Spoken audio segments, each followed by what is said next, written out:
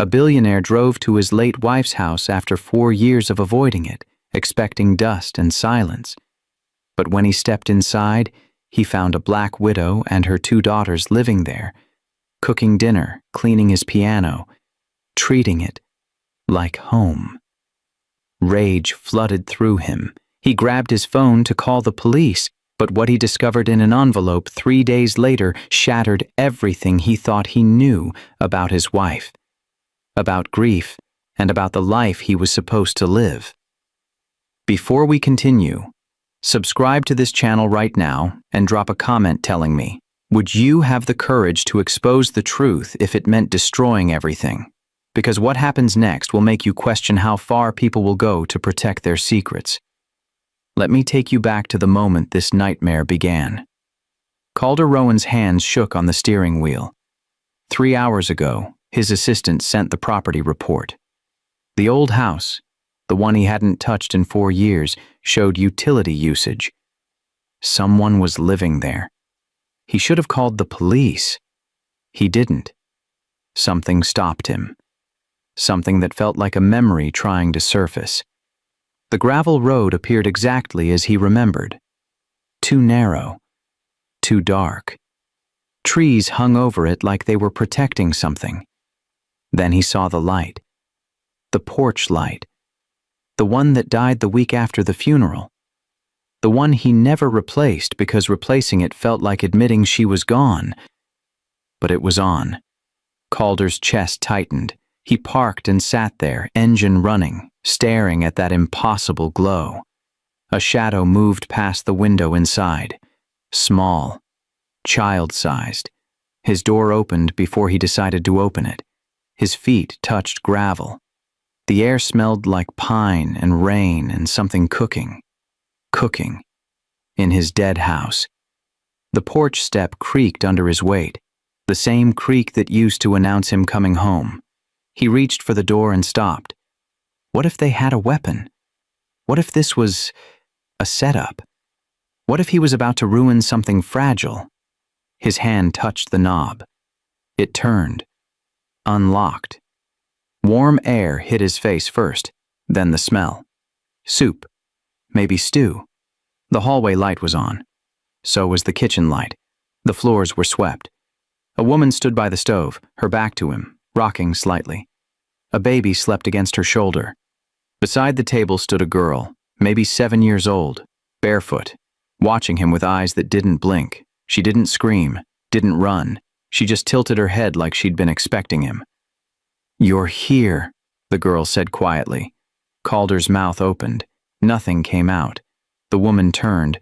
Her face went pale, but she didn't drop the baby. Didn't move. The woman started. "We didn't take anything," the girl interrupted. Her voice was steady, calm. "Mom said we couldn't. We only used what was already here." Calder found his voice. "You're living in my house." It wasn't a question. It was disbelief shaped into words. The girl nodded. "We needed somewhere safe." Safe from what? The girl glanced at her mother, then back at him. Everything. A toddler crawled out from under the table, clutching a wooden block. She looked up at Calder and smiled. His heart cracked. "I can explain," the woman said quickly. "I didn't know anyone was coming. I was told." "Who told you?" Calder's voice came out sharper than he meant. The woman's lips pressed together. The girl stepped forward. "Are you going to make us leave?" Calder looked at her. Really looked. There was something in her face, something that reminded him of, "No." "I don't know," he said. The girl nodded slowly, like that was an acceptable answer. "Okay," she said, "then we'll wait." Calder stood in his own kitchen like a stranger. The woman's name was Nayeli. She said it twice because he didn't respond the first time. Widowed 6 months ago. 2 daughters. No family close enough to help. Someone told her the house was abandoned. She didn't say who. Calder should have pressed harder. He didn't. He was too busy watching the girl. Sky. That was her name. She moved through the house like she'd memorized it. She stepped over the loose floorboard near the stairs without looking down. She avoided the corner of the hallway where the floor always felt cold. "How long have you been here?" Calder asked. 3 weeks, Nell said. "And you knew the house wasn't abandoned." Nell's hands tightened around her mug. "I knew someone owned it. I didn't think they'd come back." Skye walked to the mantel and straightened a picture frame. Just half an inch. Barely noticeable. Calder noticed. "Don't touch that," he said. Skye pulled her hand back. "Sorry, it was crooked." "It's supposed to be crooked." Skye looked at the frame, then at him. Why? Because his wife put it there. Because the last thing she did before the accident was adjust it, and he never moved it again. "Just leave it," Calder said. Skye nodded and stepped back. That afternoon, Calder called his lawyer. He stood outside so they wouldn't hear him. "I need you to check something," he said. "The house on Marlowe Road. Pull the records. Find out who authorized access." His lawyer promised answers by tomorrow. Calder hung up and turned around. Skye was standing right there. "You're calling about us," she said. "You shouldn't sneak up on people." "I wasn't sneaking. You just didn't hear me." Calder crossed his arms. "What do you want?" "To show you something." She led him to the piano in the living room. The cover was open. The keys were clean. "I wiped it," Skye said. "It was really dusty." Calder's throat closed. No one touched that piano. Not since, who said you could? No one. But it was sad. Pianos don't get sad. Skye pressed one key. Middle C. The note hung in the air. "They do when no one plays them," she said. Calder stared at the keys. His wife used to play every morning, badly, off rhythm, but she loved it. "Did you play it?" he asked. "No, I don't know how. I just cleaned it." "Why?" Skye looked up at him. "Because it wanted to be ready." "Ready for what?" "For when you came back." Calder's chest felt tight. "I didn't come back. I came to see who broke in." Skye tilted her head. "But you're still here." She walked away before he could answer. That night, Calder lay on the couch because he couldn't bring himself to take the bedroom. He stared at the ceiling and listened. Footsteps upstairs. Water running. A baby crying softly, then stopping. The house sounded alive. He hated it. He needed it. Somewhere above him, Skye whispered to her sister. "He's staying tonight. Maybe tomorrow, too." Calder closed his eyes. "Maybe." Calder woke to the smell of coffee. He sat up fast, disoriented. For 3 seconds he forgot where he was. Then he remembered. His house. Not his anymore. The coffee sat on the side table, still hot. A small plate next to it held toast. Skye stood in the doorway. "Mom made extra," she said. "I didn't ask for this." "I know. But you looked tired." Calder picked up the mug. It was the blue one. The one his wife always used for him because she said it kept coffee hotter. He set it down. "Something wrong?" Skye asked. "No. You're not drinking it. I'm not hungry." Skye walked over and sat on the floor near the couch, not close, just near. "You're mad we're here," she said. "I didn't say that." "You don't have to. Your face says it." Calder rubbed his eyes. "Kid, I don't know what I am right now." "That's okay. Mom says feelings take time." "Your mom says a lot." Skye nodded. "She talks when she's scared." That caught him. "Scared of what?" "You. Leaving. Winter coming. Running out of money." Skye picked at the corner of the rug. "Lots of things." Calder looked toward the kitchen where Niall was washing dishes, her back stiff. "She shouldn't have come here," he said quietly. "Where should she have gone?" Calder didn't answer. Skye stood up. "You're allowed to be mad. Just don't be mean." She left. Calder sat there holding the mug he wouldn't drink from. That afternoon, his lawyer called back. "The trust," the lawyer said carefully. "Your wife set it up before she passed. It included provisions for the property." "What kind of provisions?" "Specific ones. She left instructions that if certain conditions were met, temporary residence could be granted." Calder's stomach dropped. "What conditions?" "A widow. With children. In need of housing." The phone nearly slipped from his hand. "She planned this?" "It appears so." "Why?" The lawyer hesitated. "The file says she wanted the house occupied. She didn't want it empty." Calder hung up. He stood in the middle of the kitchen, shaking. His wife did this, from beyond everything. She put strangers in their house. Why? Niel walked in and saw his face. "What happened?" she asked. "You knew," Calder said. "Knew what?" "About my wife. About the trust. About why you're really here." Niel went pale. "I swear I didn't." "Don't lie to me." "I'm not. I was contacted by a lawyer. He said there was a house. He said it was part of a program. I didn't know whose house until I saw the name on the deed. And you stayed anyway.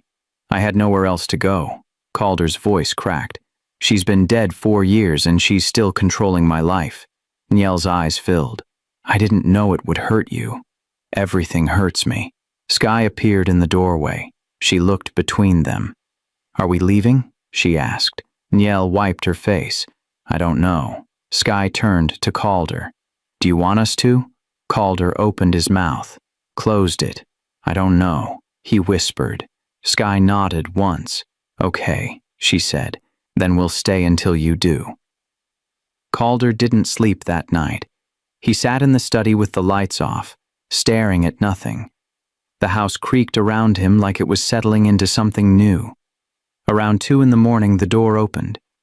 Skye stood there in pajamas, holding her doll. "You're still awake," she said. "So are you." She walked in without asking and sat on the floor near his chair. "I have bad dreams sometimes," she said. "Mom says it's normal when people leave." "Who left?" "My dad. He didn't mean to. But he's gone anyway." Calder's chest tightened. "I'm sorry," Skye shrugged. "Mom cries at night. She thinks I don't hear." They sat in silence. Then Skye asked, "Are you going to make us leave?" "I don't know yet." "Okay. You're not scared?" "Of you?" "Of not having a place to go." Skye thought about it. "I'm more scared of watching Mom give up." Calder looked at her. Really looked. She was 7 years old and talking like someone who'd already lived too much. "What does giving up look like?" he asked. "She stops brushing her hair, stops making plans, stops pretending tomorrow will be different." Calder felt something crack inside him. "I won't make you leave tonight," he said. Skye nodded. "What about tomorrow?" "I don't know." "That's okay. Mom says promises are hard when you're sad." She stood up and walked to the door, then stopped. "Can I sit here until I'm tired?" Calder hesitated. "Yeah." Skye curled up on the small couch in the corner. Within minutes, her breathing slowed. Calder watched her sleep and realized he'd just made a promise without saying the words. Morning came too fast. Niel found them both still in the study. Skye asleep on the couch, Calder awake in the chair. "She came to you?" Niel asked quietly. "She said she has bad dreams." "She does. Every night since her father died." Calder stood slowly, joint stiff. "How did he die?" "Heart attack. At work. No warning." Niel's voice was flat. 1 minute he was fine, the next he was gone. "How long ago?" 8 months. "And you've been moving since then?" Niel nodded. "We stayed with my sister for 2 months, then a friend, then a motel, then nowhere. Until here. Until here." Calder looked at Skye, still asleep. She shouldn't have to live like that. I know. Then why didn't you ask for help? Nell's eyes filled. I did. Everyone said they understood. No one had room. Calder walked to the window. Outside, the yard was overgrown. The fence leaned. Everything needed fixing. My wife hated this house empty, he said. She used to say houses die when no one lives in them. She sounds like she was kind. She was better than me. Niel didn't argue. Calder turned around. I'm not saying you can stay, but I'm not making you leave today. What about tomorrow? I don't know yet. Niel's shoulders dropped. Relief and fear mixed together. Thank you, she whispered. Calder shook his head. Don't thank me. I still don't trust this. I understand. Do you? Niel met his eyes. You think this is a trap. You think someone's trying to hurt you through your grief. Calder said nothing. You're wrong, Nell said. But I'd think the same thing if I were you. Skye stirred on the couch and opened her eyes. Is it tomorrow yet? She asked. Calder almost smiled. Yeah. Are we still here? For now. 3 days passed like held breath. Calder stayed. Not because he decided to. Because leaving felt harder than staying. He fixed the loose hinge on the back door. Skye watched him work, handing him screws without being asked. You know tools? He said. Dad taught me. He said everyone should know how to fix things. Smart man. He was. Skye paused. Do you miss your wife? Calder's hand slipped. The screwdriver clattered to the floor. Sorry, Skye said quickly. Mom says I ask too much. Calder picked up the screwdriver. It's fine. You didn't answer. I know. Skye handed him another screw. It's okay if you do. Missing people doesn't have a time limit. Calder looked at her. Who told you that? The grief counselor Mom made me see. I didn't like her, but that part was true. They finished the hinge in silence. That evening, Calder found 4 plates on the table. He stopped in the doorway. What's this? Neela turned from the stove. Dinner. I made enough for everyone. I usually eat later. You usually don't eat at all, Skye said from her chair. We hear the microwave at midnight. Calder felt exposed. I'm not hungry right now. You don't have to be hungry to sit, Skye said. Something in her voice made him stay. He sat. The toddler banged her spoon on the high chair. Niel served soup. Skye folded her napkin carefully. Normal. It all looked so normal. Calder's throat tightened. You eat slow, Skye observed. Skye, Niel warned. I'm just noticing. Calder set down his spoon. I eat slow because I'm not used to this. Used to what? Skye asked. People. The table went quiet. Skye tilted her head. How long have you been alone? Long enough? Do you like it? I thought I did. And now? Calder looked at her. Now I don't know what I like anymore. Skye nodded, like that made perfect sense. That's okay. Sometimes feelings get mixed up when things change. Nell's eyes were wet. She looked away. Calder finished half his soup. It was the most he'd eaten at a table in years. That night, he heard crying. Not the baby. Niele. Calder stood outside her door, hand raised to knock. He didn't. He just stood there listening to someone else's pain and recognizing it. The crying stopped. The door opened. Niel stood there, face red, surprised. I heard, Calder started. I'm fine. You're not. I will be. They stood in the hallway, 2 people holding grief in different ways. I'm sorry, Niel said. I try to keep it quiet. Don't apologize for that. I don't want to burden you. Calder almost laughed.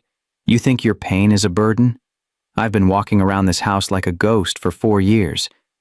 At least you're still feeling things. Niel wiped her face. Feeling things is terrible. I know. Then why do people say it gets better? Because lying is easier than the truth. Niel smiled sadly. What's the truth? It doesn't get better. You just get stronger at carrying it.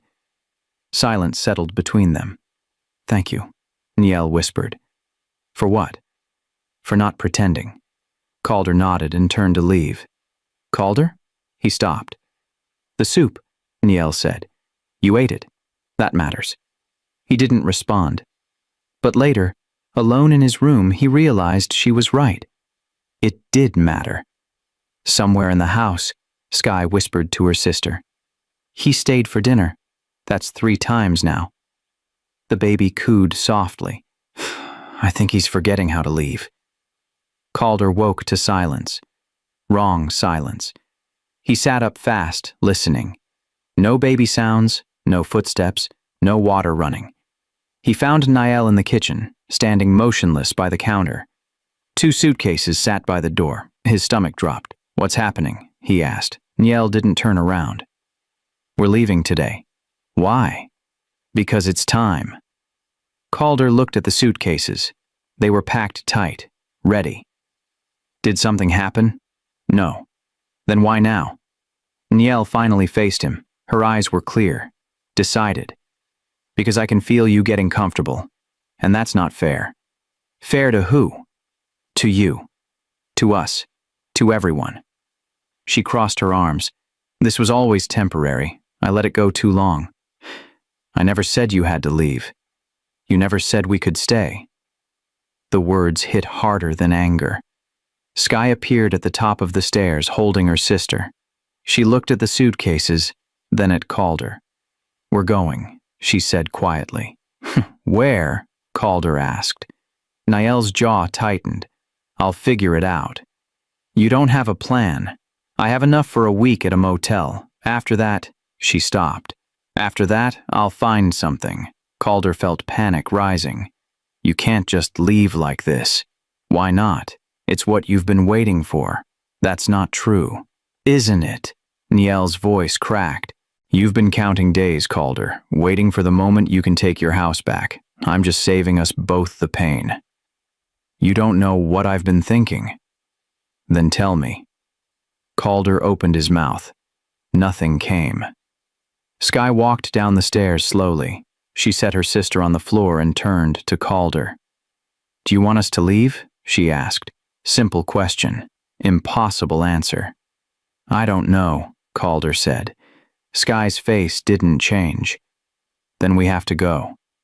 Why? Because not knowing means you're not ready. And we can't wait for people to be ready. Mom taught me that. Niel picked up a suitcase. Say goodbye, Skye. Skye looked at Calder for a long moment. Thank you for letting us stay, she said. The house was happier with us here. I think you were too. She walked toward the door. Calder's heart hammered. Wait. Everyone stopped. Just Calder's hand shook. Just wait. For what? Nell asked. He didn't know. He didn't have words. He didn't have a plan. He just knew the house would be silent again. And he couldn't survive that. One more day, he said. Nell shook her head. One more day becomes one more week, then one more month. I can't live like that. Neither can my girls. Then tell me what you need. I need to know if we're safe here. You are. For how long? Calder's voice broke. I don't know. Niel's eyes filled.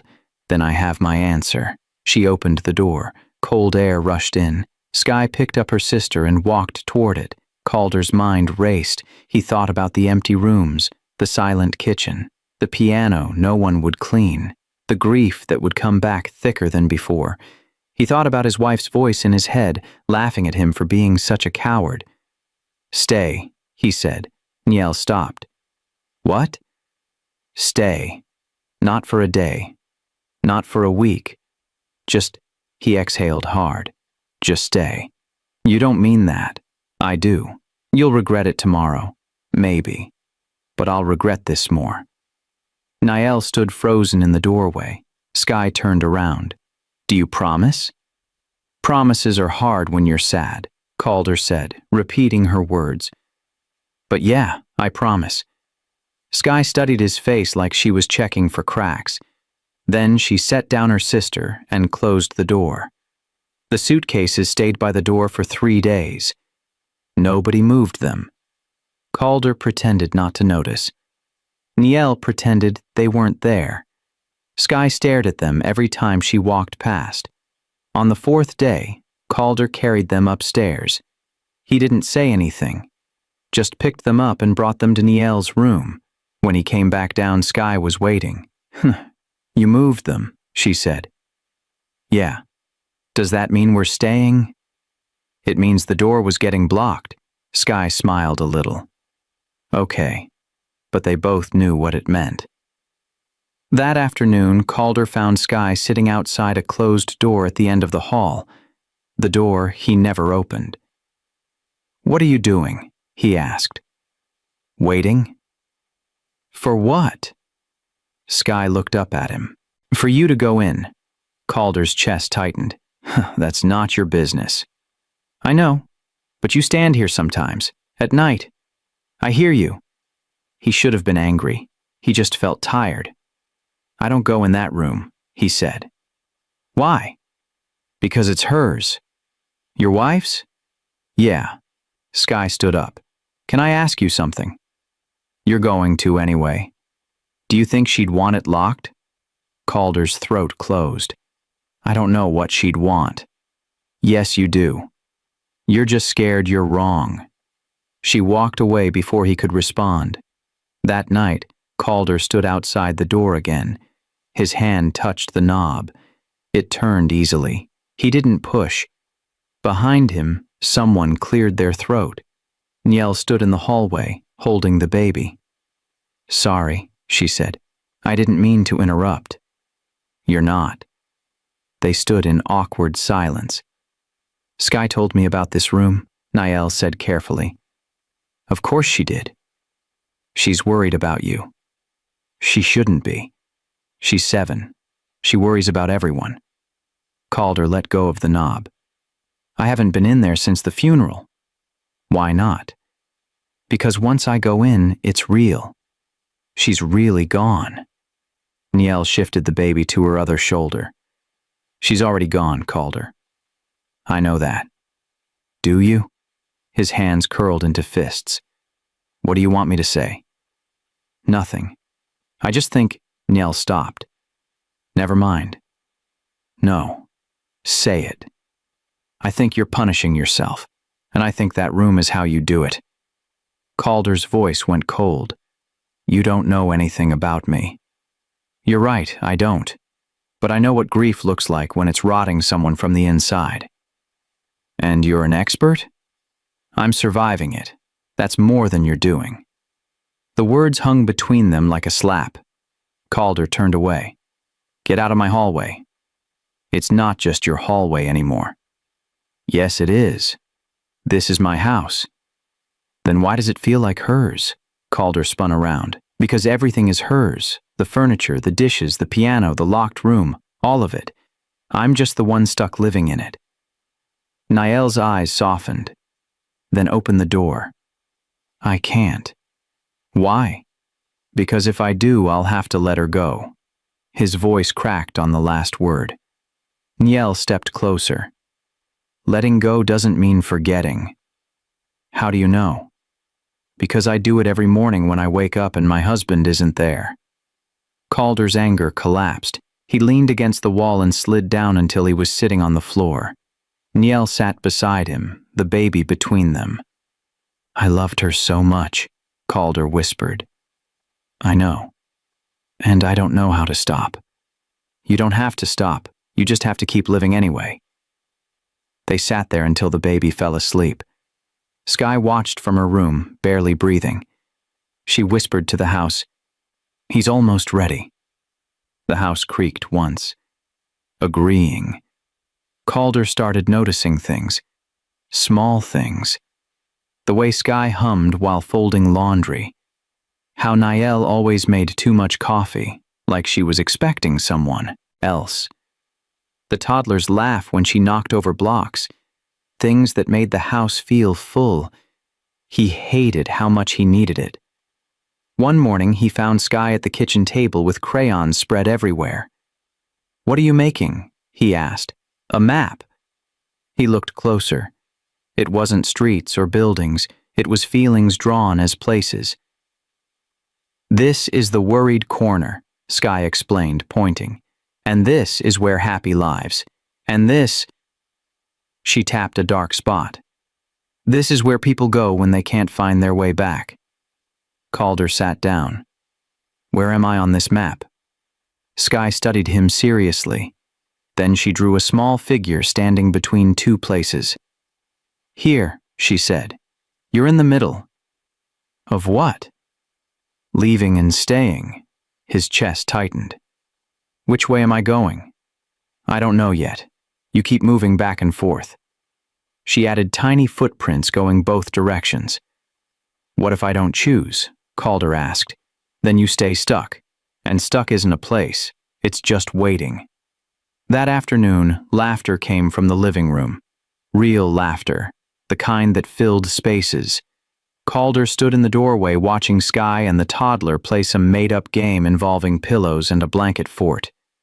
Niel sat nearby, smiling. It looked like a family. Calder's phone buzzed, a text from his assistant asking when he'd return to the city. He stared at the message, then at the room. He didn't answer. That evening, Sky set 4 plates again. Calder sat without being asked. Halfway through dinner, Sky put down her fork. "Can I ask you something?" "When have I ever stopped you?" Calder said. "Do you eat with us because you want to or because you feel bad?" Nella froze. "Sky, that's not—" "It's okay," Calder interrupted. He looked at Sky. "I eat with you because eating alone stopped feeling normal." "When did it stop?" "The day you set 4 plates." Sky picked up her fork again. "Good. Because we like when you're here." Something in Calder's throat burned. After dinner, he helped Niel with dishes. They worked in silence until Niel spoke. "She gets attached fast," Niel said quietly. "Too fast." "Is that a warning?" "It's a fact. She lost her father. She's looking for—" Niel stopped. "For what?" "For someone who won't disappear." Calder dried a plate slowly. "I can't promise that." "I know. That's what scares me." "Then why are you still here?" Niel's hand stilled in the soapy water. "Because leaving scares me more." They finished in silence. Later, Calder found Sky on the porch steps in her pajamas. "You should be in bed," he said. "I'm not tired." He sat beside her. "What are you doing out here?" "Talking to the house."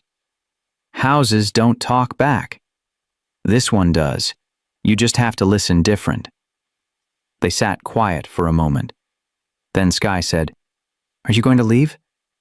"I live here." "That's not what I asked." Calder looked at her. "Why does everyone think I'm leaving?" "Because you packed a bag, yesterday. I saw it in your room." His stomach dropped. "I was just organizing." "Organizing for what?" He didn't answer. Sky leaned against his arm. "It's okay if you're scared. Mom says being scared means you care about something." "What am I scared of?" "Staying and leaving. Both at the same time." Calder exhaled slowly. "You're too smart for 7. "I know, it's annoying." He almost smiled. Sky yawned. "Will you still be here tomorrow?" "Yeah." "Promise?" "I promise." She stood and walked to the door, then stopped. "You said that easier this time," she said. Then she went inside. Calder sat alone on the porch. His packed bag was still in his room, but for the first time he wasn't sure he'd use it. Calder unpacked the bag at 3 in the morning. Nobody saw him do it. He put everything back exactly where it belonged. Closed the bag, shoved it under the bed. When morning came, he pretended it never existed. Sky knew anyway. She didn't say anything, just smiled at him over breakfast like she'd won something. That afternoon, Neil found him in the garage sorting through old boxes. "What are you looking for?" she asked. "I don't know yet." She leaned against the doorway. "Can I ask you something?" "Everyone in this house asks me things." "Why did your wife set up the trust that way?" Calder stopped moving. "What do you mean?" "The lawyer told me the requirements were specific. A widow with children. Why those exact conditions?" "I don't know." "Yes, you do." Calder set down the box he was holding. "Because she knew I'd let this place rot. She knew I'd lock myself away and call it healing. So she sent us. She sent someone. You just happened to qualify." Niela was quiet for a moment. "Do you resent that?" "I resent that she's still making decisions for me from the grave. Or maybe she's just trying to save you." Calder turned around. "From what?" "From becoming someone she wouldn't recognize." The words landed like stones. "You didn't know her," Calder said. "No, but I know what it looks like when someone stops living because they're too afraid to feel anything. And you think that's me? I think it was you. Before we got here." Calder's jaw tightened. "You don't get to analyze me."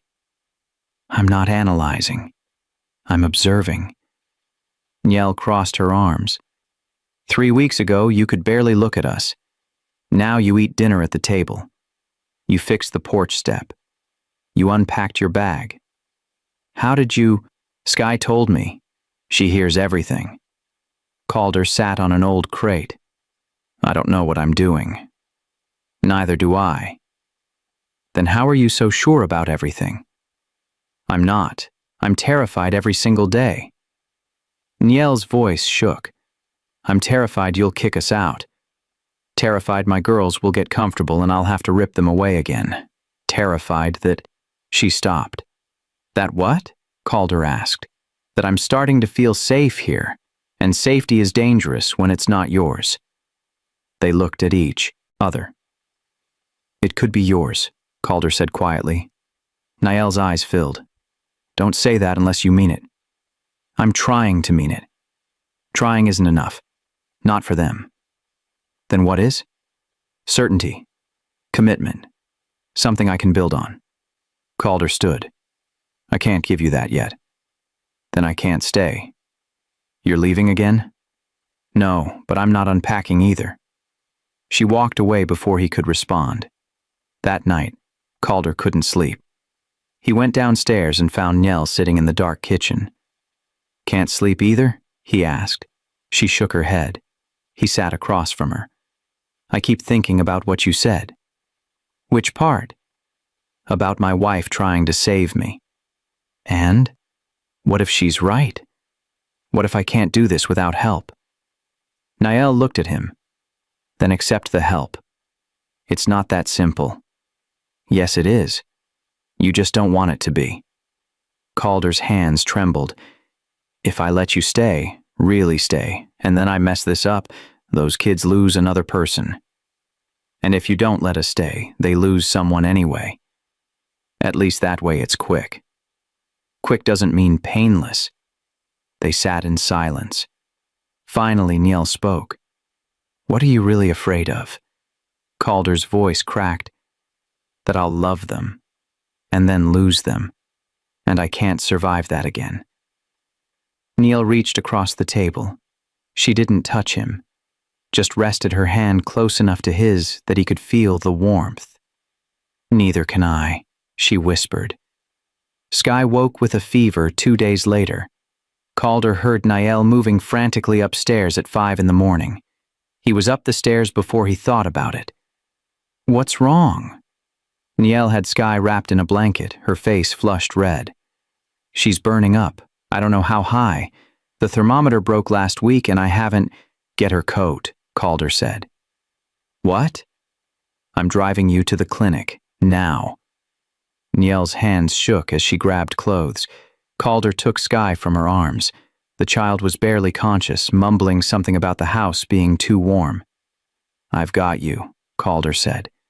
Sky's eyes opened slightly. You're here. I'm here. You didn't leave. His throat closed. No. The drive took 15 minutes. Calder made it in 9. He carried Sky through the emergency entrance while Nell fumbled with insurance cards she wasn't sure would work. I'll handle it, Calder said. You don't have to. I said I'll handle it. They took Sky back immediately. Calder gave them his credit card without asking the cost. In the waiting room, Yella broke, not loudly, just silent tears running down her face while she held the baby. Calder sat beside her. She's going to be fine. You don't know that. The nurse said it's probably just a virus. That's what they said about my husband. Just stress. Just a bad day. Just, her voice cracked. And then, he died in a parking lot. Calder's hand moved before he could stop it. He put it on her shoulder. Sky's not dying. You can't promise that. No. But I can stay here until we know. Nell looked at him. Why are you doing this? Because you can't do it alone. I've been alone for months. Not anymore. Something in Nell's face shifted. Relief or fear? Maybe both. An hour later, they brought Sky out. She was pale but awake, holding a popsicle. She has strep throat, the doctor said. Antibiotics twice a day. She'll be fine in a few days. Niel sobbed into her hands. On the drive home, Sky fell asleep in the back seat. Thank you, Niel said quietly. For what? For not making me beg. Calder kept his eyes on the road. I wouldn't have. How do I know that? Because I didn't. When they got home, Calder carried Sky inside and put her on the couch near the fireplace. He brought blankets without being asked. Made tea Niel didn't drink, sat on the floor nearby. You don't have to stay, Niel said. I know. Then why are you? Calder watched Sky breathe, steady and calm now. Because she asked me not to leave. And I promised. She won't remember. She was barely awake. I'll remember.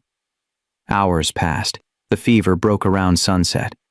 Sky opened her eyes and saw Calder sitting there. You stayed, she whispered. I told you I would. People say that. They don't always mean it. I meant it. Sky's hand reached for his.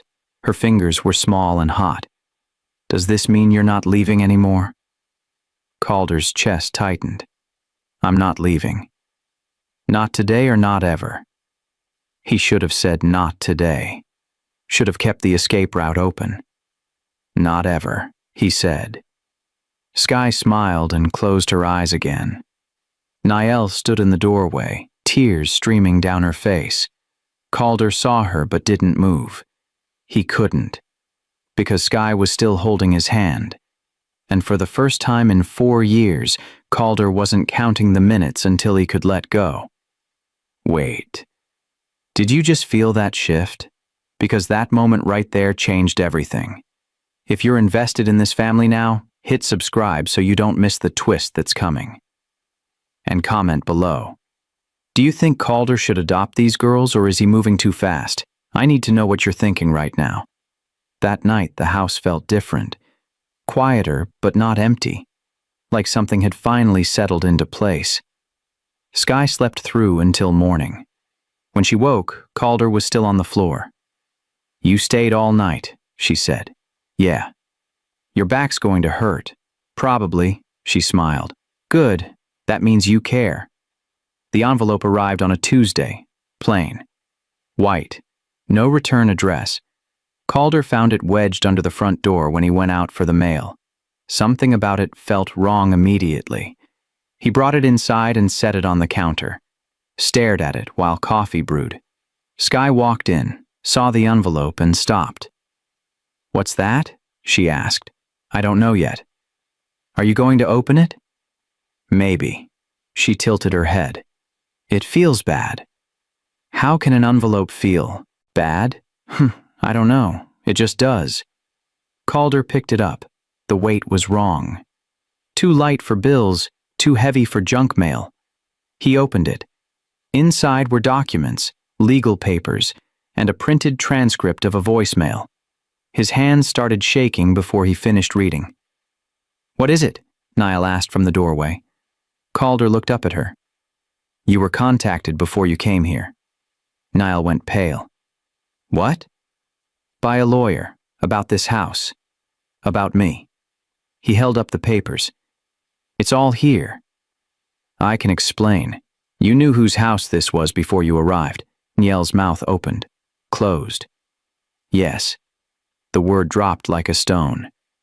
"You knew I existed. You knew about my wife. You knew this was planned. I was told the house was empty. I was told, stop lying." "I'm not lying about the important parts." Calder's voice went cold. "Which parts are those?" "That we needed help. That I had nowhere else to go. That everything after the first night was real." "Was it?" Niall's eyes filled. "Yes." "How am I supposed to believe that?" "Because you know me now." "Do I? Or do I just know the version you wanted me to see?" Skye stood frozen in the doorway. Calder turned to her. "Did you know?" Skye's voice was small. "Yes." The betrayal hit twice as hard. "You knew your mother was lying to me." "She wasn't lying. She just didn't tell you everything." "That's the same thing." "No, it's not." Skye's hands twisted together. "Lying is saying things that aren't true. Mom never did that. She let me believe this was an accident. Because you needed to believe it. If you knew it was planned, you would have made us leave." "That was my choice to make." Skye's eyes filled with tears. "I know. But you weren't ready to make it yet." Calder stared at her. "So you decided for me." "I decided to give you time." "Time for what?" "To remember how to love something." The words hung in the air like smoke. Calder looked between them. Niall crying silently. Skye trying not to. "I trusted you," he said. "And we trust you," Skye said. "That's why we stayed even when we got scared." "This isn't the same." "Why not?" "Because I didn't lie about who I was." Niall stepped forward. "Neither did I. I just didn't tell you why I was here." "Because my wife arranged it." "Yes." "Because she thought I needed saving." "Yes." Calder's laugh was bitter. "Huh. And you were what? The rescue team?" "We were people who needed the same thing you did," Niall said. "A place to stop running." "Built on a lie." "Built on hope." Calder grabbed his keys. "I need to leave." "Calder, please. I need space. I need to think." Skye moved toward him. "You said you wouldn't leave." "I'm not leaving. I'm just—" He stopped. "I don't know what I'm doing." "Then stay until you figure it out." "I can't be here right now." He walked toward the door. Skye's voice cracked. "You promised." Calder stopped with his hand on the knob. "I promised I wouldn't leave. I didn't promise I'd stay when you lied to me." "We didn't lie. We just—" "Skye, stop. I know what you did. And I know why. And it doesn't make it okay." He opened the door. "Will you come back?" Skye whispered. Calder couldn't look at her. "I don't know." He left. The house went silent. Niall sank into a chair, head in her hands. Skye stood at the window watching the empty driveway. "He's coming back," she said quietly. "How do you know?" Niall asked. "Because he didn't take any of his things. And people who are really leaving take everything." Calder drove without direction. 2 hours passed, then 3. His phone rang 6 times. He didn't answer. At a rest stop, he finally read the voicemail transcript that came with the envelope. His wife's voice, preserved in text. "If you're reading this, someone contacted you. Good. That means the trust worked." Calder's hands trembled. "I didn't do this to hurt you. I did it because I know you. You'll lock yourself in that house and call it loyalty. You'll stop living and call it love." He leaned against the car. So I'm sending you something you can't ignore. A family that needs what you need. A reason to open the doors again. His vision blurred. I'm not asking you to replace me. I'm asking you to survive me. And Calder, you can't do that alone. The transcript ended there. Calder sat in the parking lot and cried until he couldn't breathe. Not because she was right, because she knew him better dead than he knew himself alive. He drove back as the sun set.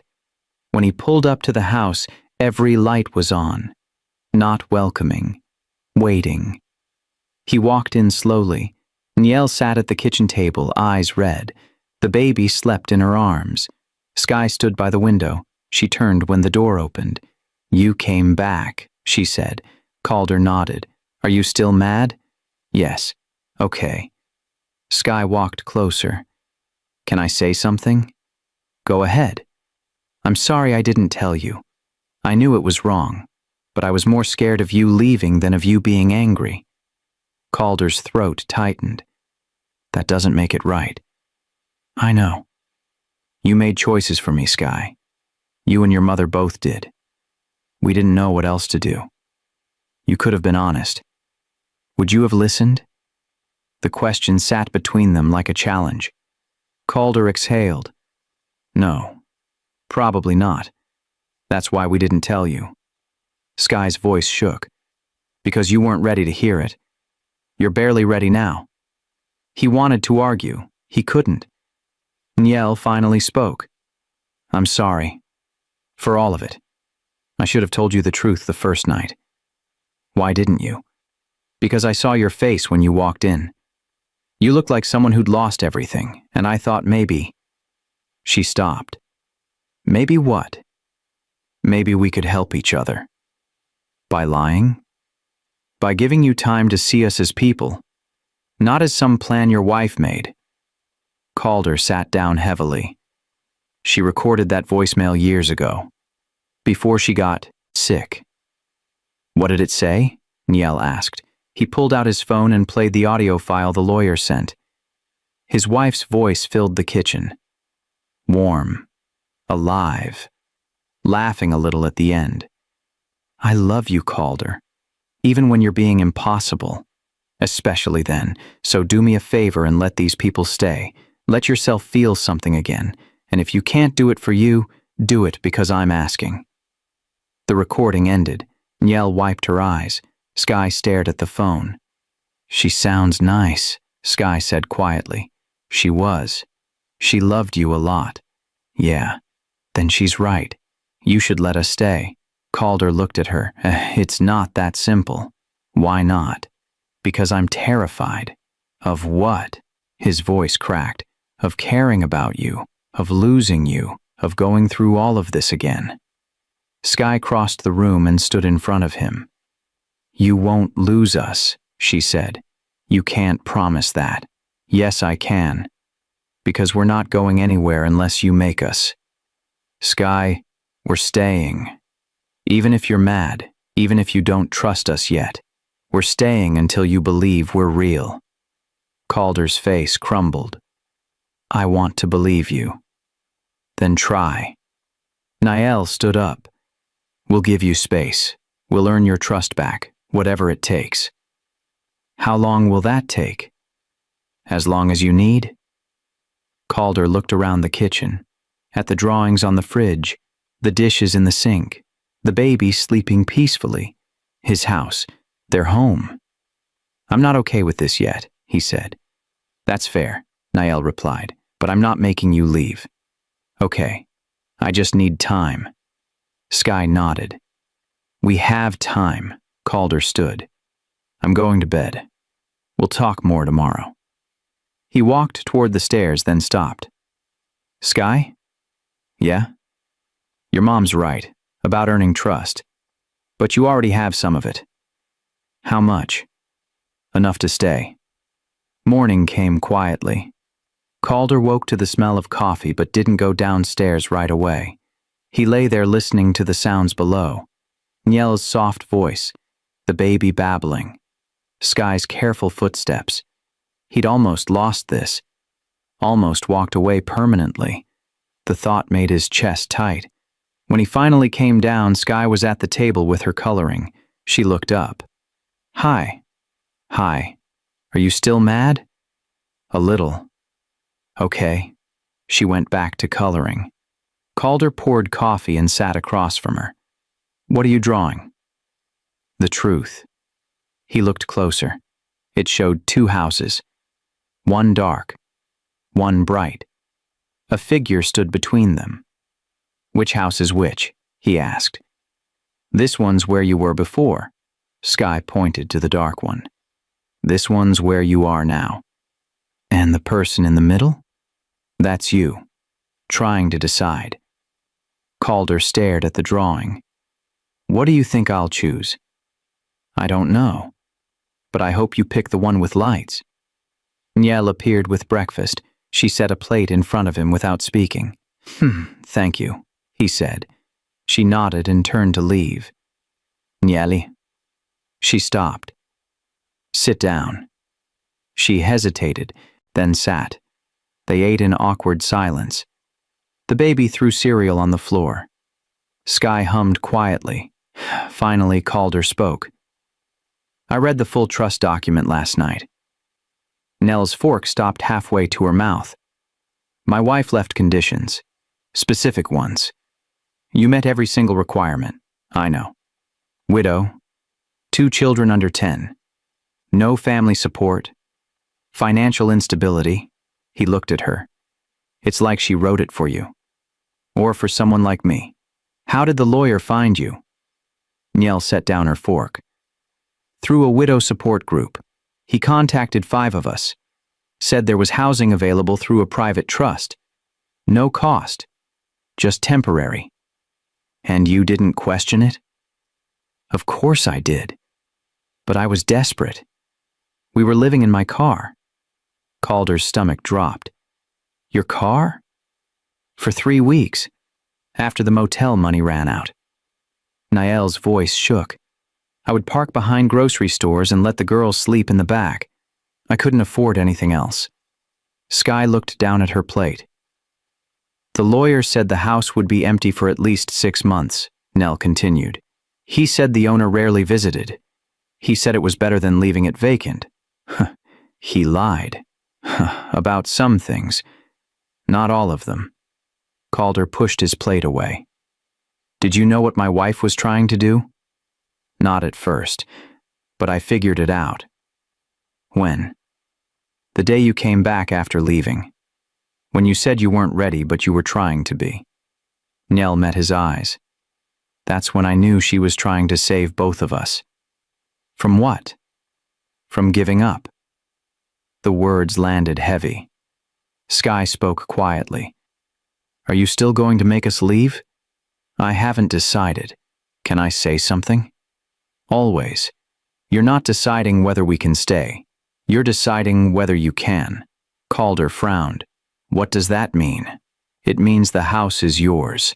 But the fear is too, and you have to pick which one matters more. He stared at her. When did you get so smart? I've always been smart. You just weren't listening before. Later that day, Calder found Nell folding laundry. Can I ask you something? He said. Yeah. Why did you stay after you knew what this was? You could have left once you had a safe place to land. Nell's hands stilled. Because leaving meant going back to nothing, and staying meant maybe building something. With a stranger who didn't want you here. With someone who needed us as much as we needed him. She looked up. I know what drowning looks like, Calder. I saw it in you the first night. And you thought you could fix me? No. I thought maybe we could keep each other afloat until we figured out how to swim again. Calder's throat burned. I don't know if I can do this. Do what? Trust this. Trust you. Trust that this won't fall apart. Then don't trust it yet. Just don't run from it. What if I mess this up? Then we'll figure it out together. That night, Calder opened the door to his wife's room. Just a crack. Light spilled into the hallway for the first time in years. Sky walked past and stopped. She didn't say anything, just smiled, and kept Calder stood in the doorway of his wife's room for 20 minutes. He didn't go in, just looked. Everything sat exactly where she left it. Books on the nightstand, jewelry on the dresser, a sweater draped over the chair like she'd just taken it off. 4 years frozen. Behind him, footsteps approached. "You don't have to go in," Nell said softly. "I know. But you want to." "I don't know what I want." Nell stood beside him. "What's stopping you?" "If I go in, I have to start letting go." "Maybe. Or maybe you just have to stop holding so tight." Calder's hand gripped the doorframe. "She's all I have left of her." "No, she's not. You have every memory, every lesson, every piece of who she made you. That's not enough. It never is. But it has to be." They stood in silence. Then Calder stepped inside. The room felt smaller than he remembered. The air was stale, but not dead. He sat on the edge of the bed. Niel stayed in the doorway. "You okay?" "I thought being in here would break me. And it just feels sad. Sad is better than nothing." Calder picked up the book from the nightstand. She'd left it face down, halfway through. "She never finished this," he said. "What is it? Something about a woman rebuilding after loss?" He laughed bitterly. "She was always looking for answers. Did she find any?" "I don't know. She died before she could tell me." Shanae and Niel stepped into the room slowly. "Can I say something that might make you angry?" "Go ahead." "I think she finished, just not the way she planned." Calder looked up. "What?" "The rebuilding. She couldn't do it herself, so she made sure you would." "By forcing strangers into my house?" "By giving you a reason to open it again." Niall sat in the chair. "She knew you'd lock yourself away. She knew you'd stop trying. So she built you a bridge back. Through you. Through all of us." Calder's hands shook. "I'm so angry at her." "I know. She's been dead for years and she's still controlling everything. Or she loved you enough to plan for after she was gone." His voice cracked. "I don't want her plan. I want her." "I know. But you can't have that." "Then what am I supposed to do? Live anyway?" Calder wiped his face. "How?" "One day. One choice. One moment of not giving up." They sat quietly. Finally, Calder stood. "I'm leaving this door open. Okay? Not because I'm ready. Just because keeping it closed isn't working anymore." Niel nodded. "That's enough." They walked out together. Downstairs, Skye was teaching the toddler how to stack blocks. "You went in," she said when she saw Calder. "Yeah." "How did it feel?" "Hard." "Good." "Why is that good?" "Because easy things don't change you." Calder almost smiled. "Where do you learn this stuff?" "I don't learn it. I just know it." That evening, they ate dinner together again. This time, Calder didn't hesitate before sitting.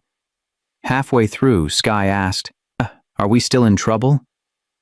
"You were never in trouble." "But you were mad." "I was hurt. That's different." "Are you still hurt?" Calder thought about it. "A little. But I understand why you did it." "Does that mean you forgive us?" "I'm working on it." Skye nodded seriously. "Okay, that's fair." After dinner, Neil caught him washing dishes. "You don't have to do that," she said. "I know, but I want to help." "Why?" "Because you've been carrying everything alone. And that's not fair either." Niel's eyes filled. "Thank you." "For what?" "For trying." That night, Calder heard his wife's voice in his head. Not a memory, just a feeling. Let them stay. He whispered into the dark, "I'm trying." The house creaked once, like it heard him. Skye lay awake in her room, listening. "He's almost there," she told her sister. "Just a little longer." The next morning, Calder came downstairs early. He made coffee for everyone, set out plates, waited. When Niall came down, she stopped in surprise. "You made breakfast?" "I tried. It might not be good." She sat down, tears already forming. "It's perfect," she whispered. Skye appeared and climbed into her chair. She looked at Calder. "You're staying, aren't you?" He met her eyes. "Yeah, I think I am." "Good. Because we already love you." The words hung in the air. Calder's throat closed. "I'm getting there," he said quietly. Skye smiled. "That's okay. We'll wait." 3 days later, Calder called his lawyer. "I want to adjust the trust," he said. "In what way?" "I want to make it permanent. The family stays, no conditions, no time limits." The lawyer paused. "Are you certain?" "No. But I'm doing it anyway. This is a significant decision." "I know what it is." "May I ask what changed?" Calder looked out the window. Skye was teaching the toddler how to water plants, speaking to them like they could understand. "Everything," he said. "Nothing. I don't know anymore." "That's not a strong legal foundation." "Then write it better. Just make it happen." He hung up. Niall found him an hour later, staring at nothing. "You okay?" she asked. "I just did something terrifying." "What?" "Made you permanent." Niall froze. "What does that mean?" "It means you don't have to worry about leaving anymore. The house is yours." "Legally." "Calder, you can't just—" "I already did. Papers will be ready next week." Niall's legs gave out. She sat hard on the nearest chair. "Why would you do that?" "Because Skye was right. I was deciding whether I could stay, not whether you could. And I'm tired of running." "But what if this doesn't work?" "Then it doesn't work. But at least you'll have a roof." Tears streamed down Niall's face. "You barely know us." "I know enough." "What if we're not what you think we are?" "Then I'll deal with it." "But I don't think that anymore." "Why not?" "Because you could have taken advantage of this from the start. You didn't. You could have demanded things. You didn't. You just existed carefully, like you were afraid of taking up space." Niall wiped her face. "I was." "I know. That's how I know you're safe." "Safe for what?" "For this. For me. For whatever this becomes." Niall stood and hugged him before she could stop herself. Calder stiffened, then slowly put his arms around her. "Thank you," she whispered. "You don't have to thank me." "Yes, I do. You're giving us a life." "You gave me one first." When they pulled apart, Skye stood in the doorway. "I heard," she said. "How much?" Calder asked. "All of it." "You were listening." "I always listen." She walked over. "Does this mean we really get to stay?" "Yeah." "Forever?" "If you want." Skye's face crumpled.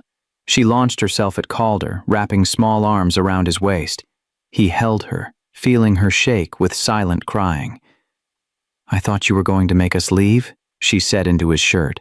"I almost did." "But you didn't." "No." "Why?"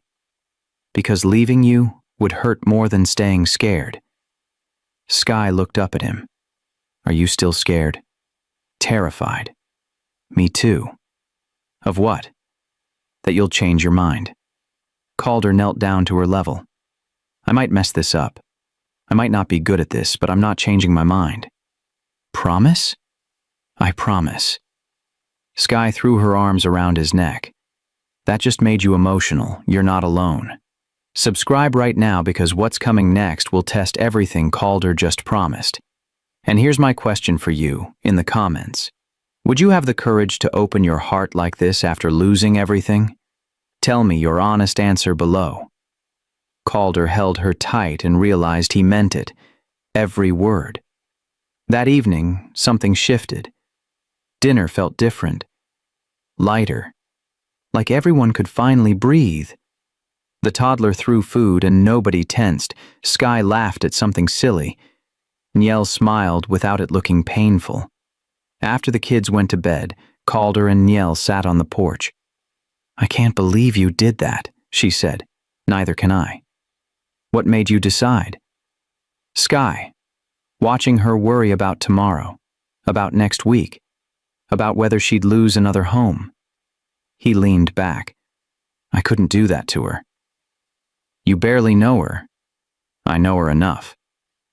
They sat in comfortable silence. Then Niel asked, "What would your wife think?" Calder smiled sadly. "She'd say it took me long enough." "You think she planned this exact outcome?" "I think she knew me well enough to know I'd fight it, and that eventually I'd stop fighting."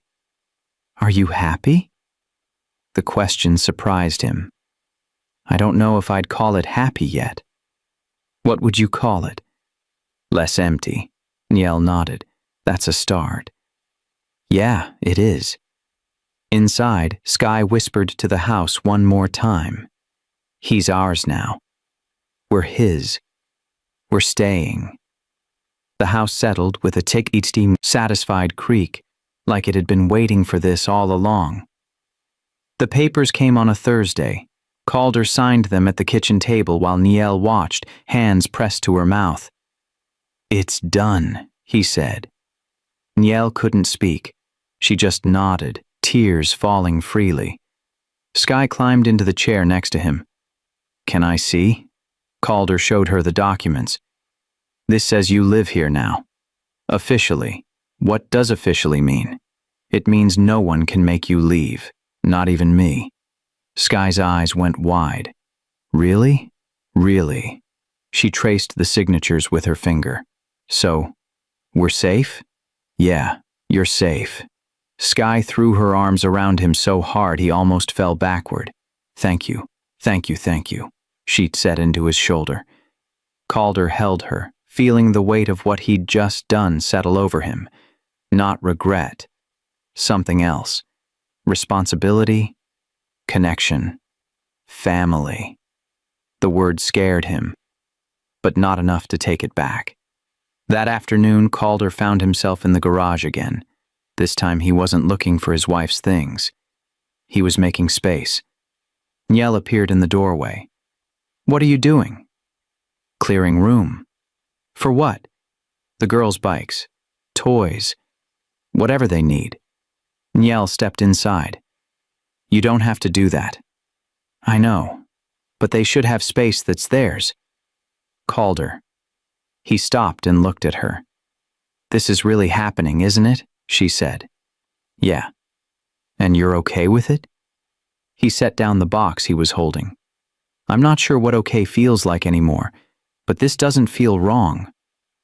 "What does it feel like?" "Like I'm finally doing what I was supposed to do 4 years ago." "Which is?" "Keep living." Niel's face softened. "She'd be proud of you." "I don't know about that." "I do." That evening, Sky helped him finish organizing. She worked quietly, only speaking when necessary. Finally, she asked, "Are you sad?" "About what?" "Giving us the house, letting us stay forever, changing everything." Calder thought carefully. "I'm not sad. I'm just adjusting." "To what?" "To not being alone anymore." "Is that hard?" "Very. But you're doing it anyway." "Yeah." Sky handed him a box. "That's brave." "It doesn't feel brave." "Brave things never do. That's how you know they're real." Later, Calder sat on the porch watching the sunset. Niel joined him with 2 mugs of tea. "The girls are asleep," she said. "Already?" Sky said she was too happy to stay awake. She wanted to dream about staying here. Calder's throat tightened. "She said that?" Word for word. They sat in silence. Then Niel spoke. "I need to ask you something." "Okay. What happens if this gets hard? If we fight? If the girls act out? If I mess up? Then we deal with it." "Just like that?" "Just like that. You make it sound simple." It's not simple, but it's not impossible either. Niel sipped her tea. I'm scared I'll disappoint you. I'm scared I'll fail you. Then we're even. Calder smiled slightly. Yeah, I guess we are. Inside, the house felt settled. No more waiting, no more testing. Just people learning how to belong. The next morning, Skye came downstairs and found Calder making pancakes. You're cooking, she said, surprised. Trying to. Are they good? I don't know yet. She sat at the table and waited. When he set the plate in front of her, she took a bite. Well, he asked. They're a little burnt. I know. But they're perfect. They're burnt. They're perfect because you made them for us. Calder sat down across from her. You're easy to please. No, I'm not. I just know what matters. And what's that? That you're trying. That you're here. That you're not leaving. She ate another bite. These really are burnt, though. Calder laughed. Actually laughed. Skye grinned. There it is. What? The sound we've been waiting for. When Niel came down, she stopped in the doorway. Calder was laughing. Skye was grinning. The baby was clapping. It looked like a family. It felt like one too. And for the first time since his wife died, Calder didn't feel guilty for being happy. He felt grateful. Skye looked up and caught his eye. She didn't say anything, just smiled, like she knew exactly what he was thinking. And maybe she did. That night, Calder stood in the hallway outside his wife's room. The door was still open. He stepped inside and sat on the bed. I did it, he said to the empty room. I let them stay. Silence answered, but it wasn't lonely anymore. I think you'd like them, especially Skye. She's stubborn like you. He picked up the unfinished book, read the last line she'd marked. Rebuilding doesn't mean forgetting. It means creating space for what comes next. Calder closed the book, put it back exactly where it was, and walked out without closing the door. Weeks passed differently now. Not easier, just different. Calder stopped counting days, started noticing moments instead. Skye laughing at breakfast, the toddler's first full sentence, Niel humming while washing dishes. Small things that added up to something bigger. One morning, his assistant called. The board wants to know when you're coming back, she said. Calder looked around the kitchen. Skye's drawings covered the fridge. The baby's toys lined the floor. Coffee mugs sat in the sink. I'm not, he said. What? I'm not coming back. Not full time. Calder, you can't just... I can. And I am. Sell my shares, transition my role, whatever needs to happen. Why? Because I have something more important here. He hung up before she could argue. Niel was standing in the doorway. You quit? She asked. Not exactly. Just stepped back. Because of us? Because of me. I've been running that company like it mattered more than my life. It doesn't. But it's your legacy.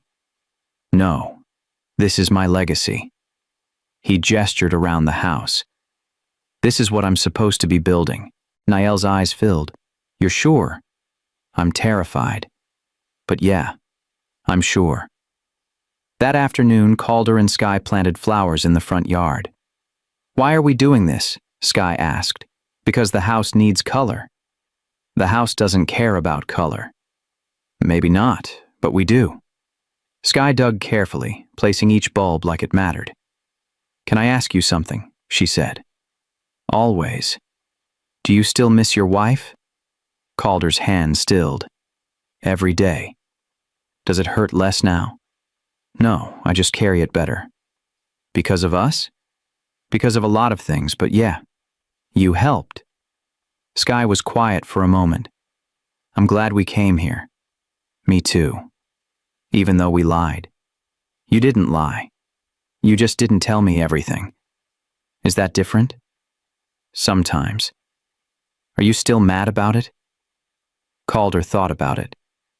No. Not anymore. When did you stop being mad? When I realized being angry hurt more than forgiving you. Sky nodded seriously. That makes sense. They finished planting in comfortable silence. That evening, Nell made dinner while Calder set the table. You're getting good at this, she said. At what? Being here. Being present. I'm trying. It shows. The girls ate quickly, excited about something Sky refused to explain. After dinner, Sky announced, "We made you something." Who's we? Calder asked. Me and Mom and Hope. Hope. The toddler finally had a name they all used. Sky ran upstairs and came back with a wrapped package. Open it, she said. Calder unwrapped it carefully. Inside was a framed drawing. 4 figures in front of a house. The house had every window lit. At the top, in Sky's careful handwriting, "Our family." Calder's vision blurred. Do you like it? Sky asked nervously. He couldn't speak, just nodded. You're crying, Sky said. I know. Good crying or sad crying? Good crying. Sky climbed into his lap. You're part of us now. Officially. Calder held her tight. Yeah, I am. Niel wiped her own tears. We thought you should have something that shows we're all together. It's perfect. That night, Calder hung the drawing in his bedroom, right across from his wife's photo. 2 families. 1 heart. Before bed, Sky knocked on his door. Come in, he said. She walked in holding her stuffed animal. Can I tell you something? She asked. Of course. I used to be scared every night, that we'd have to leave, that something would go wrong. And now? Now I'm not scared anymore. Why not? Because you chose us, and people who choose you don't leave. Calder pulled her into a hug. You're right. I'm not leaving. Promise? I promise. She pulled back and looked at him seriously. You know what else? What? I think your wife would be happy. Why? Because you're smiling again, and houses with smiling people are the best kind. She left before he could respond. Calder sat on his bed staring at the drawing. 4 people, 1 home. For the Iwas, first time in years, he wasn't just surviving. He was living. And it didn't feel like betrayal. It felt like keeping a promise. The next morning, Calder woke to laughter downstairs. He didn't rush to join them. He just lay there listening, letting the sound fill the empty spaces. Then he got up and went to be part of it. Routine became normal. Calder stopped noticing when he started saying we instead of I. Stopped flinching when the girls ran through the house. Stopped waiting for everything to fall apart. One Saturday, he took them to town. Just errands, nothing special. But Sky held his hand in the grocery store like it was the most natural thing in the world. Hope rode in the cart, pointing at everything and saying, Dat! Niel walked beside him, laughing when Hope tried to grab cereal boxes. An older woman smiled at them. Beautiful family. Calder started to correct her. Thank you, he said instead. In the car, Sky asked, why didn't you tell her we're not really related? Because it doesn't matter. It doesn't? Family isn't just blood. It's who you choose, who chooses you back. Sky was quiet for a moment. So we're really a family? Yeah, we really are. She squeezed his hand tighter. That night, Calder found Niel on the porch. Can I join you? He asked. Always. He sat beside her. I've been thinking about something. What? I want to adopt them. Niel's head snapped toward him. What? The girls. I want to make it legal, official, so they never have to worry again. Niel's mouth opened, closed. Calder, that's too much? Too fast? No, it's... Her voice cracked. Are you serious? I wouldn't say it if I wasn't. But they're not yours. Yes, they are. Maybe not by blood, but they're mine. And I'm theirs. Tears streamed down Niel's face. You'd really do that? If you'll let me. Why? Because I love them, and I don't want there to be any question about where they belong. Niel sobbed into her hands. I don't know what to say. Say yes. Yes. God, yes. Calder held her while she cried. Thank you, she whispered, for everything. You don't have to thank me. Yes, I do. You saved us. You saved me first. They told Skye the next morning. She was coloring at the table when Calder sat down. Can we talk about something? He asked. Okay. How would you feel if I became your dad? Legally? Skye's crayon stopped mid-stroke. She looked up slowly. My real dad? I can't replace him. But I can be here. Permanently. Like adoption? Yeah. Like adoption. Skye stared at him. You want to adopt me? And Hope. If that's okay with you. Her face crumpled. You really want us? More than anything. She launched herself at him, nearly knocking him over. Yes, yes, yes, she said into his chest. Calder held her tight, feeling her shake. I love you, she said. I've wanted to say that forever, but I was scared. His throat closed. I love you too. Really? Really.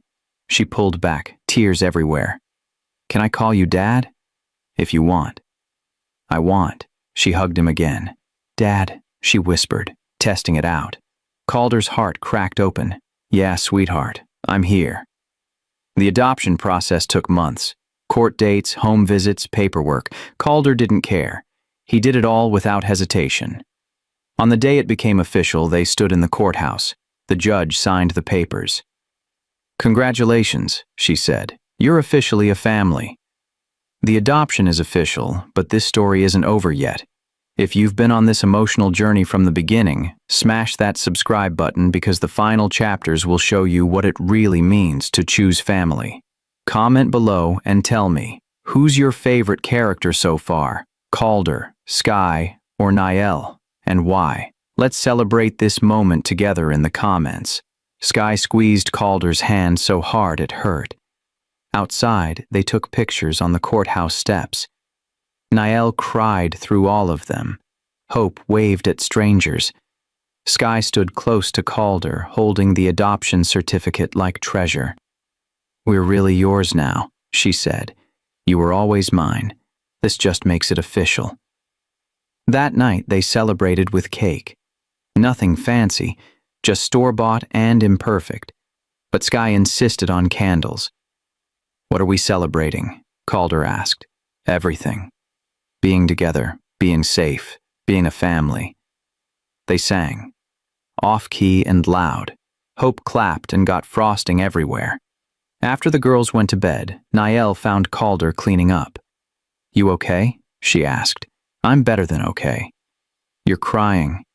I know. She moved closer. Talk to me. He stopped, started again. I thought my life ended when my wife died. I thought I'd never feel whole again. And now? Now I realize I wasn't supposed to feel the same. I was supposed to feel different. Is that okay? Yeah, it's more than okay. Niall hugged him. She'd be proud of you. I hope so. I know so. Upstairs, Skye whispered to Hope. We have a dad now, a real one who chose us. Hope babbled sleepily. I know, it's the best thing ever. Calder stood in the hallway listening. He'd come here expecting emptiness, found fullness instead, lost one family, gained another, and finally understood what his wife had been trying to tell him. Life doesn't end when someone dies. It just changes shape, and sometimes, if you're lucky, it becomes something beautiful again. Spring came slowly that year. Calder noticed because Skye kept checking the garden. When will they bloom? She asked every morning. Soon. How soon? When they're ready. She knelt by the flower beds they'd planted months ago. I want them to be ready now. Why? Because then everything will be perfect. Calder sat beside her. It's already perfect. No, it's not. Perfect is when nothing can go wrong. That's not real, Sky. Then what is? This, right now, even with things that aren't finished yet. She thought about it. So perfect just means good enough? Perfect means you're not waiting for something else to make you happy. Sky leaned against him. Then I guess we're already there. That afternoon, a storm came. Not dangerous, just loud and sudden. Hope got scared and cried. Niel held her, singing softly. Sky pressed against the window, watching rain hammer the glass. The flowers will be okay, Calder said. How do you know? Because strong things survive storms. Are we strong? Yeah, we are. Thunder cracked. Hope cried harder. Calder took her from Niel and walked her around the room, bouncing gently.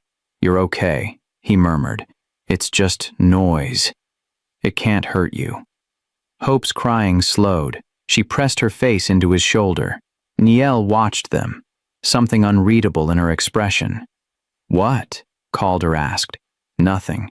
You're just good at this. At what? Being their dad. The word still felt new, but not wrong. I'm learning, he said. You're more than learning. You're natural. Hope fell asleep against him. Calder kept holding her even after she was out. When the storm passed, Sky ran outside to check the garden. They made it, she shouted. Calder followed her out. The flowers were bent but not broken. See, he said. Strong things survive. Sky straightened one carefully. Did we survive? What do you mean? All the bad stuff. Mom losing Dad, you losing your wife, us being alone. Did we survive all that? Calder knelt beside her. Yeah, we survived, and we found each other because of it. So bad things can lead to good things? Sometimes. Not always, but sometimes. Sky nodded seriously. I'm glad the bad stuff happened then. Why? Because it brought us here. And here is my favorite place. That evening, Nell asked Calder to talk. They sat in the study with the door half open. What's wrong? He asked. Nothing's wrong. She stopped. I need to tell you something. His stomach tightened. Okay. I got a job offer, in the city. Good pay, benefits, everything we'd need. Calder's chest went cold. When? Next month, if I want it. Do you want it? Niela looked at her hands. I don't know. Part of me thinks I should take it. Build something independent, not rely on you for everything. You're not relying on me, aren't I? This house, the adoption, everything. It's all you. It's all us. But what if something happens? What if you change your mind? What if I won't? You can't promise that. Yes, I can. I just did. Nielle's eyes filled. I'm scared. Of what? Of being too comfortable. Of forgetting how to survive on my own. She stopped. Of needing you too much. Calder moved closer. Is needing people bad? It is when they leave. I'm not leaving. Everyone says that. I'm not everyone. They sat in silence. Finally, Niel spoke. What should I do? What do you want to do? I want to stay, but I'm afraid that makes me weak. Staying isn't weak, it's brave. How? Because you're choosing to trust something. That's the hardest thing in the world. Niel wiped her face. What if I'm making a mistake? Then we'll handle it together. You say that like it's simple. It is simple, it's just not easy. Niela laughed through tears. Nothing with you is easy? Is that bad? No, it's real. She leaned against him. I'm staying. Yeah? Yeah. The girls are happy. I'm happy. And running away from happy doesn't make sense anymore. Calder exhaled relief. Good. But I need to contribute. Financially. Not just, then we'll figure it out. Together. That night, Sky knocked on his door again. I heard Mom talking about leaving, she said. She's not leaving. Are you sure? I'm sure. Sky climbed into bed beside him. I don't want things to change. Things always change. But we'll change together. Promise. Promise. She fell asleep there. Calder lay awake, feeling the weight of promises he intended to keep. All of them. Summer arrived with heat that made the house lazy. Calder stopped working from home entirely, started just being home. Sky ran through sprinklers in the yard. Hope toddled after her, squealing. Niel found work at the local library, part-time, enough to feel independent without leaving too much. Everything settled into rhythm.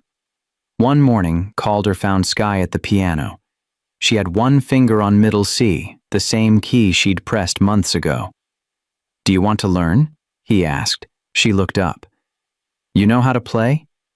No, but we could learn together. Really? Yeah. They sat side by side. He showed her basic notes. She picked them up fast. Within a week, she was playing simple songs. Your wife would have liked this, Sky said. Yeah, she would have. Do you still think about her? Every day. Does it make you sad? Sometimes. But mostly it just makes me grateful. For what? That I had her, and that she led me to you. Sky leaned against him. I'm glad she did that. Me too. That afternoon, the whole family went to town. Ice cream, a park. Nothing extraordinary. But Calder watched Sky push Hope on the swings and felt something shift. This was his life now. Not the one he planned, not the one he expected, but the one he had. And it was enough. At dinner that night, Niel asked, "What are you thinking about? How different everything is." Good different or bad different? Just different. A year ago I was alone. Now I have this. Do you miss being alone? Calder thought carefully. Sometimes I miss the simplicity. But I don't miss the emptiness. Sky spoke up. Would you go back if you could? To before you came? Yeah. He looked at all three of them. Not for anything. Sky smiled. Good. Because we're not going anywhere. After dinner, they watched a movie, together. Hope fell asleep first, then Sky. Calder carried Sky to bed, tucked her in. Love you, Dad, she mumbled, his heart still caught on that word. Love you too. Downstairs, Niel was cleaning up. Let me help, he said. They worked in comfortable silence. Finally, Niel spoke. Are you happy? I think so. Yeah. You think so? I'm not used to being happy, so I'm not sure I recognize it yet. How does it feel? Quiet, steady, like everything finally makes sense. Niel smiled. That's happiness. Is it? Yeah. It's just not what people expect. They finished cleaning. On the porch, they sat watching stars. Thank you, Niel said. For what? For giving us a home, a family, a future. You gave me the same things. Did we? Yeah, you did. Inside the house, everything was still. No more waiting, no more testing, no more fear of what came next. Just a family that found each other in the ruins of their separate griefs and built something new. Calder stood in the hallway one last time that night, looked at the girls' rooms, heard their steady breathing, walked past his wife's room, the door still open. He stopped and spoke softly. I did it. I kept living. I let people in. I became someone you'd still recognize. Silence answered, but he felt peace. In his own room, he looked at the drawing on his wall. 4 people, 1 house, our family. He'd come here expecting to find trespassers, found belonging instead, lost everything once, gained everything again. Different, but real. He thought about the voicemail his wife left, her final gift. She knew he'd fight, knew he'd resist, knew he'd try to stay broken. So she gave him no choice, sent him people who needed what he needed, forced him to care when caring felt impossible, made him live when living felt like betrayal, and somehow, through all of it, taught him the hardest lesson. Love doesn't end when people die. It just finds new ways to grow. Calder turned off the light and lay down. Tomorrow, Sky would wake him with questions. Hope would demand breakfast. Niel would make coffee too strong. The house would creak and settle, and he would be there for all of it. Not because he had to, because he wanted to. The next morning, Calder woke to small hands shaking him. Dad, wake up. He opened his eyes. Sky stood there, grinning. The flowers bloomed, all of them. Come see. He let her pull him outside. The garden was full of color. Everything they'd planted. Everything they'd waited for. See, Sky said. Perfect. Calder looked at his daughter, his home, his family. Yeah, he said. Perfect. And for the first time in years, he meant it. Not because nothing could go wrong, but because even when things did, they'd face it together. That was the real gift his wife had given him. Not a house, not a plan, a second chance, and he wasn't going to waste it.